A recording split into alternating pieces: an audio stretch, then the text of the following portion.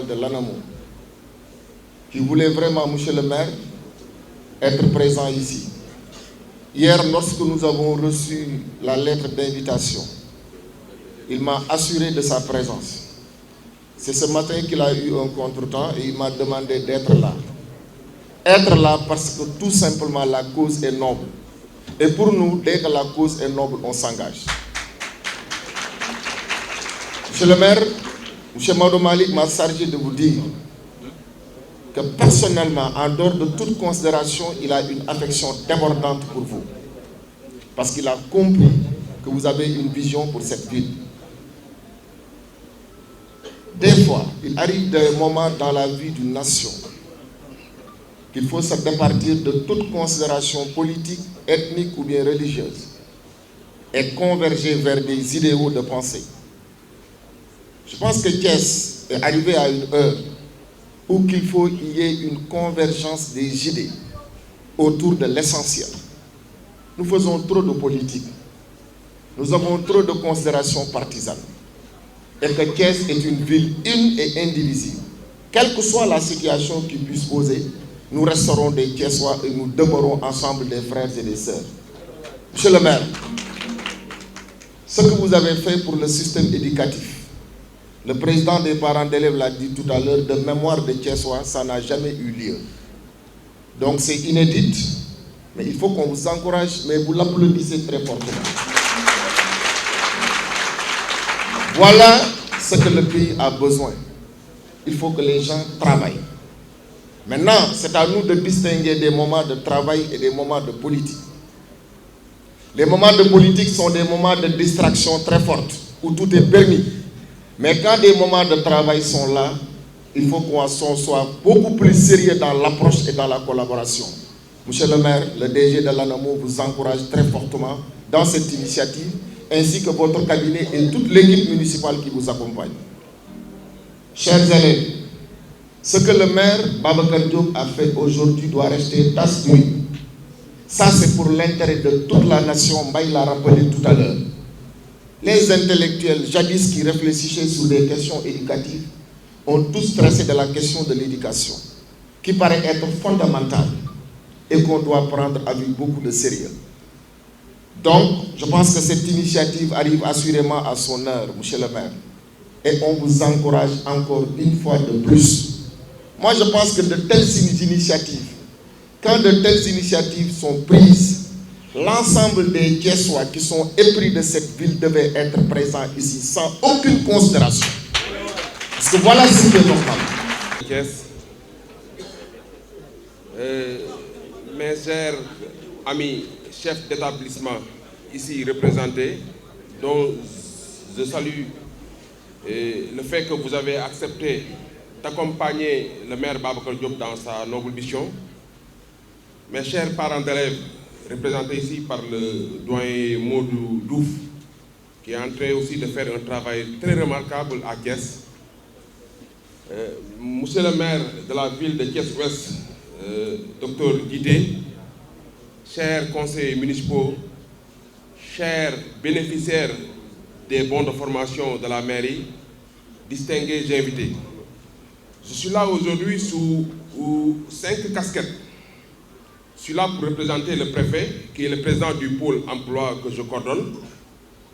Je suis là aussi pour représenter le 3FPT, parce que son directeur m'a appelé, sa directrice m'a appelé hier soir pour me dire qu'elle sera absente aujourd'hui de Dakar.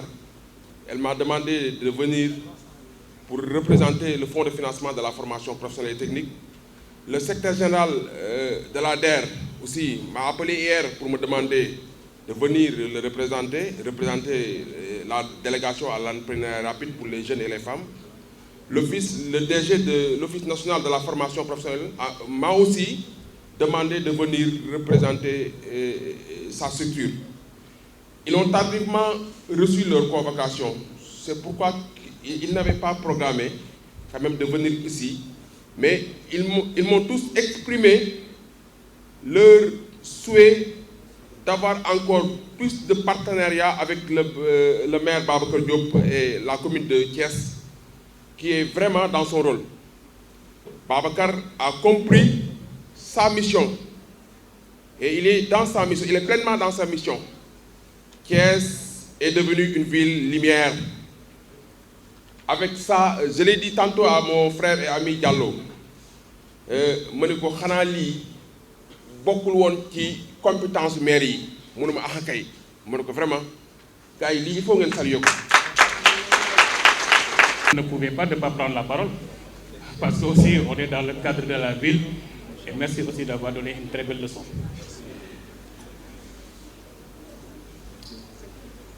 Monsieur le maire, Dr Babacar Diop, messieurs les maires, monsieur le secrétaire général de l'IEF de Thiès-Ville, monsieur le représentant de l'ANAMO, monsieur le représentant du pôle emploi, monsieur le représentant des chefs d'établissement, monsieur le représentant de l'association des chefs d'établissement privés, monsieur le représentant de la FENAPES, messieurs, madame les invités à vos grades et titres, chers élèves, chers étudiants.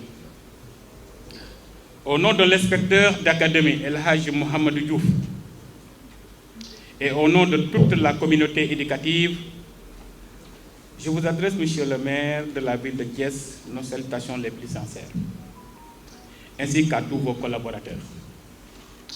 Cette cérémonie de signature des conventions entre la mairie et les établissements scolaires vient à son heure. Depuis la disparition du conseil régional, nos élèves informés peinaient à voir une action pareille qui est l'octroi de bourse. Si monsieur le maire, dans le cadre de sa politique, vient pour accompagner nos élèves en soulageant les autorités scolaires, mais aussi les parents d'élèves et étudiants, nous ne pouvons que vous dire merci. Ces jeunes que vous voyez ici, c'est les autorités de demain, les autorités du futur. Ils vont nous remplacer, nous, autorités scolaires. Vous remplacez, vous, maires et autorités administratives, et remplacer le président de la République du Sénégal. Et si nous voulons bâtir un État qui puisse s'affirmer dans le concert des nations et à l'heure de la mondialisation, il nous faut impérativement miser sur la qualité des ressources humaines à travers l'éducation. En faisant cet acte d'octroi de bourse, vous avez joué votre partition.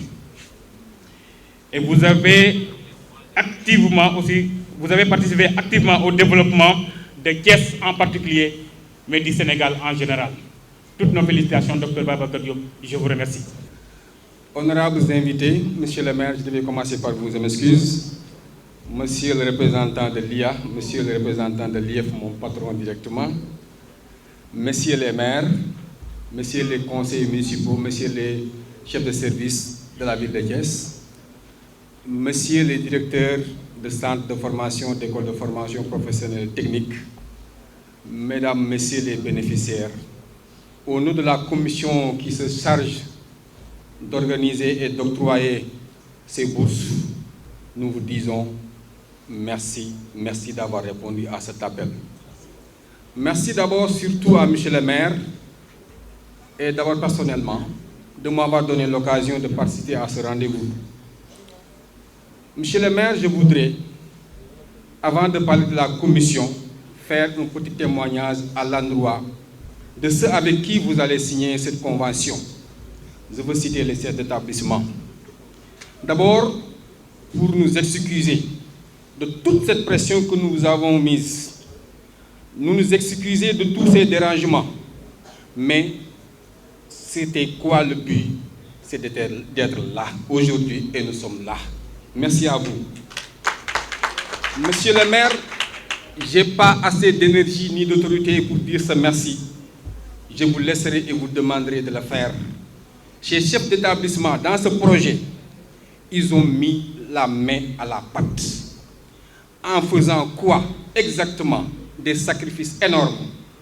En réduisant au maximum le montant des formations. Certains à 50%, certains à 40%, certains au tiers, certains au quart. Merci encore, monsieur le chef d'établissement. Au-delà du maire, nous nous étions rattachés des services de la grande mairie de Dakar qui a une expérience énorme dans ce domaine. Et c'était juste pour faire mieux qu'eux. Et je pense que nous avons fait mieux que la région de Dakar, mieux que la ville de Dakar. La ville de Dakar a une grande enveloppe. Nous aussi, nous n'avons pas une petite enveloppe. La ville de Dakar s'est limitée à l'enseignement supérieur. Nous sommes au BEP. Nous avons enroulé des niveaux 0 pour, au nom de l'inclusion, prendre tout le monde. Et cela, nous l'avons fait dans une transparence totale. Les chefs d'établissement ici présents peuvent le témoigner. Tous les membres de la commission peuvent le témoigner. Tous les chefs de service technique de la mairie peuvent le témoigner. Après cela, nous les avons appelés d'abord en première réunion pour leur signifier la volonté du maire d'octroyer des bourses de formation aux jeunes Thiessois qui le désirent. Ils sont venus, ils ont présenté leur établissement, ils ont présenté leurs offres. On les a appelés, on les a convoqués sur la base d'un fichier légal, celui du ministère de la formation professionnelle. ma leen di gërëm ñëpp maa ngi wax léegi nii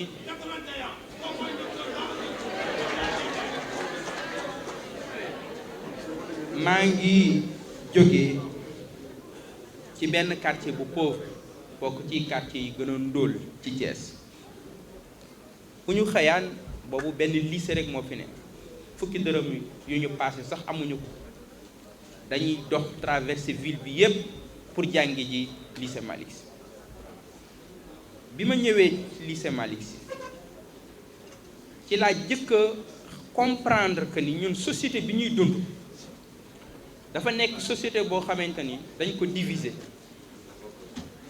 ci ñaari groupe am na groupe boo xam ni moom bu feebaree mën na faju même bu fekkee day jël avion dem France dina faju ji am na groupe boo xam ni moom mënta faju parce que téeméer bu mu jënde ticket hôpital sax amul am na groupe boo xamante ni mën na jàng ay doomam mën nañ dem ci école yi gën a cher université yi gën a cher am na ci groupe boo xamante ni cahier 100 francs sax mënuñu ko jënd bay jàng am na ci groupe boo xamante ni mën nañu am ay gént jàng ci école yi gën a mag jàng ci université yi gën a mag mën a voyager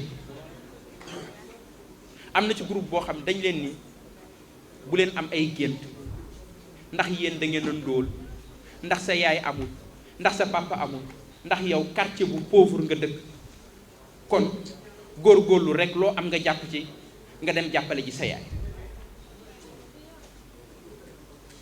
mani nekkul ni rek dangaa jóge ci quartier bu ndóol nekkul ni rek sa yaay walla sa wéyjur wu góor dañoo ndóol rek waruloo am ay gént waruloo am ay ambition waruloo am ambition walla droit nga jàng am diplôme nekk ingénieur nekk médecin nekk docteur pour que yow nga tekki mën a ñëw jàppale say wéyjur ak jàppale ji sa dëkk ak sa réew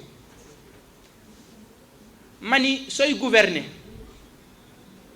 mënuloo neutre déedéet ku gouverner rek di nga def ay choix moo xam yow ba ngay def say choix da ngay ànd ak boroom doole yi boroom alal yi ak boroom tur yi walla da ngay gouverner nga ni man damay jàppale ñi néew doole man nag option bi ma def mooy jàppale ñi néew doole jàppale xale yi jàppale jigéen ñi jàppale ñi jóge ci quartier populaire yi jàppale ci ñi nga xamante ni mën na am ñëw nañ ci salle bi tey ca ndékkiwuñ jàppale ñi nga xamante ni mën na am ñi ngi ñibbi ca wóoruñu ni dinañ añ jàppale ñi nga xamante ni seen kër bu ngoonee 200 francs lañ soxla pour jënd fonde ngir reer ñooñu dañ leen war a mën a jàppale ñu am droit jàng ni ñépp tekki ni ñépp am diplôme ni ñépp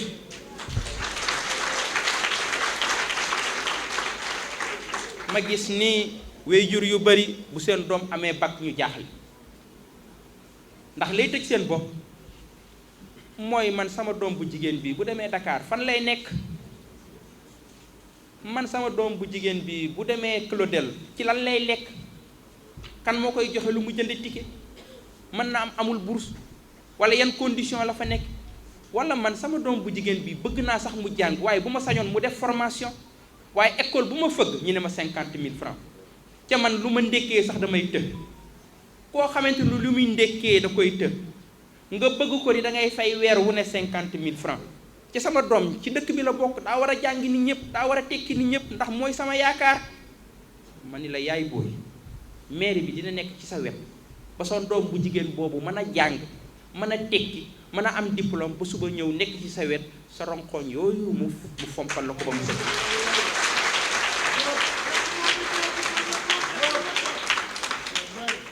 ma ni ko yaay booy xam naa ni jafe-jafe yi metti na, xam naa ni njàqare yi metti na ndax sa doom bu jigéen boobu mën na am bëggoo mu dem Dakar boo sañoon sax mu nekk ci sa wet. Thiès am na ay école yu baax waaye amoo loo faye mairie bi dina nekk ci sa wet jox sa doom bu jigéen boobu bourse ba mu mën a jàng am diplôme bu baax. mairie bi dina ko accompagner ñetti at mu am licence bu paree mairie bi accompagner ko mu am master bu paree mairie bi dina nekk ci wetam ba mu am liggéey mën a tekki nit ñépp ñëw ci sa wet.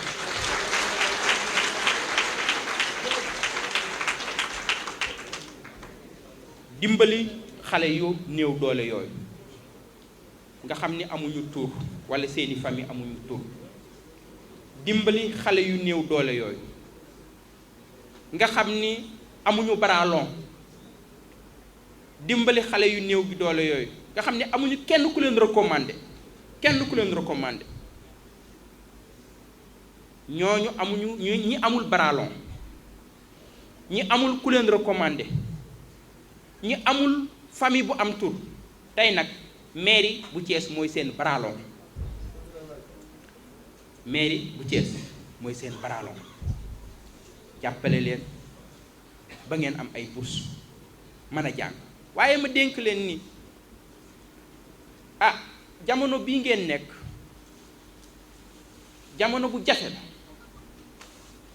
ndax da ngeen di am ay bëgg-bëgg yoo xamante ni mënu leen ci dara.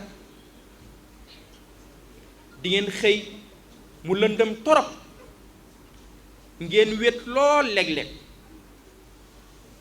ndax li ngeen fanaanoo du ngeen ko am sax ku ngeen ko partager.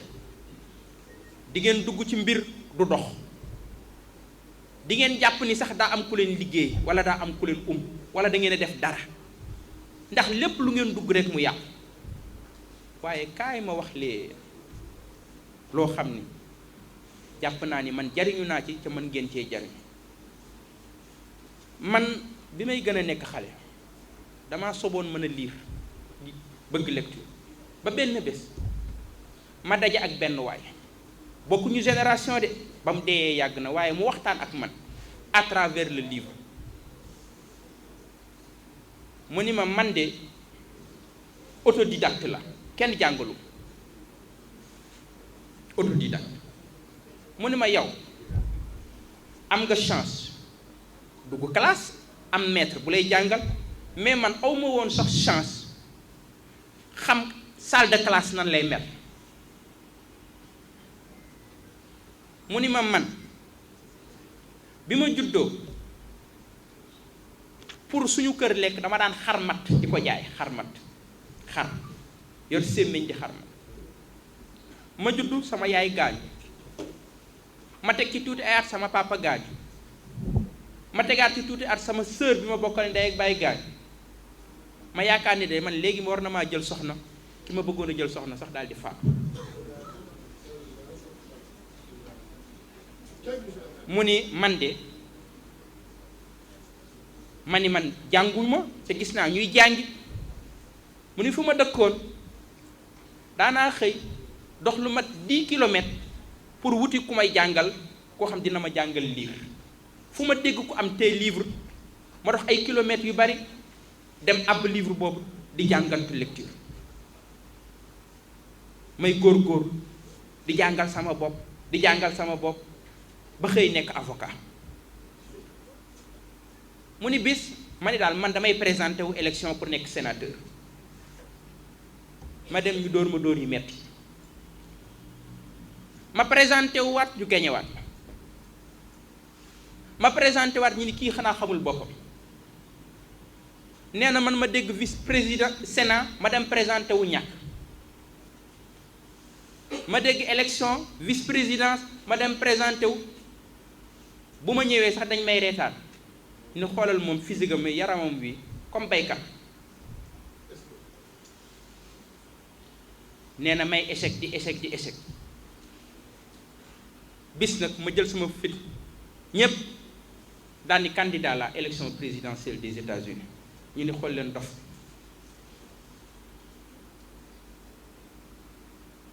et pourtant je suis devenu le 16e président des États-Unis, je veux nommer Abraham Lincoln.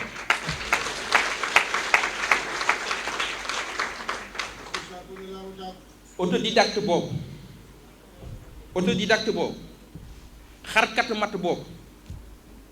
xarkatu matt boobu autodidacte boobu nga xam ni échec bu ne am na ko bi ñu laajee historiens américains yi nañu classé le plus grand président des États-Unis, les historiens ont classé Abraham Lincoln le plus grand président de l'histoire des États-Unis moom moo abolir l'esclavage aux États-Unis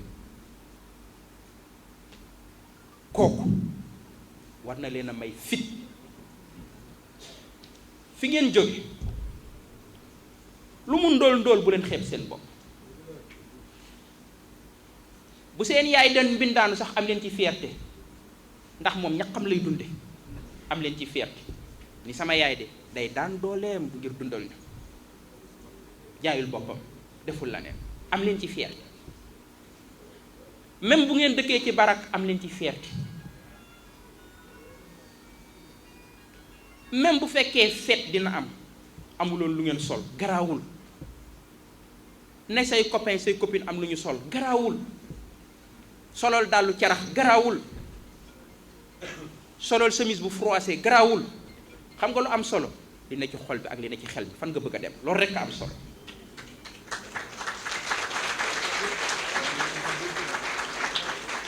boo xëyee mental bi na fort li ne ci xol bi ak li ne ci xel bi yow fan nga bëgg a dem l'essentiel rek yegsi dama bëgg ngeen yegsi nekk ay sage-femme nekk ay ingénieur nekk ay médecin nekk ay docteur nekk ay conseillers municipaux nekk ay maire nekk ay député nekk ay président nekk ay champion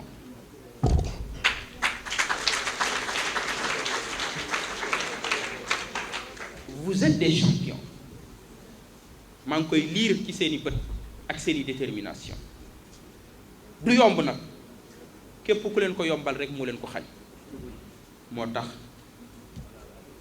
ñu jël ay bourse jàppale ko ndawu Thiès jàppale ko xale Thiès muy année bu njëkk bi téeméeri million ak fukk muy 110 millions yoo xamante ni mairie Thiès génne na ko ci xaalisu boppam ci kopparu boppam yu bokkut ak 12 millions yi nga xamante ni génne nañ ko def ko ay subvention muy amicale des étudiants thiessois bi nekk Dakar bi nekk Bambey bi nekk Saint-Louis ak bi nekk Ziguinchor yoo xamante ni génne nañ ko ci première année bi mu nekk ay bourse de formation ngir ñi jàppale leen ngeen mën a jàng ni ñépp loolu moo waral 550 bénéficiaires am na ci 550 bénéficiaires ci première année boobu war a def ay diplômes yoo xam ni BEP CAP BTS ak licence ci première année te suñu yéene mooy déwén ci heure bi ñu doubler budget bi nga xamante ni dugal nañ ko ci bourse sama yéene mooy balaa suñu mandat bi di sori ñu mën a arriver à 2000 boursiers à Thiès 2000 boursiers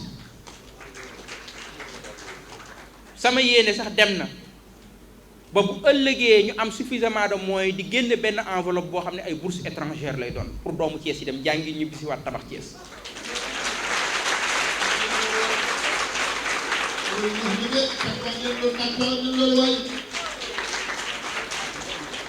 kon bourse yi nag joxuñu leen ko pour que ngeen toog seeni kër déedéet dañoo bëgg ngeen dem jàngi ngeen am diplôme ku bëgg ñu renouveler la ko da ngay jàng de jàll boo jàngee jàllul demeen nga ñëw toog mairie baat naan monsieur lay jox ñi bëgg a jàng dañ koy jox ñi bëgg a jàng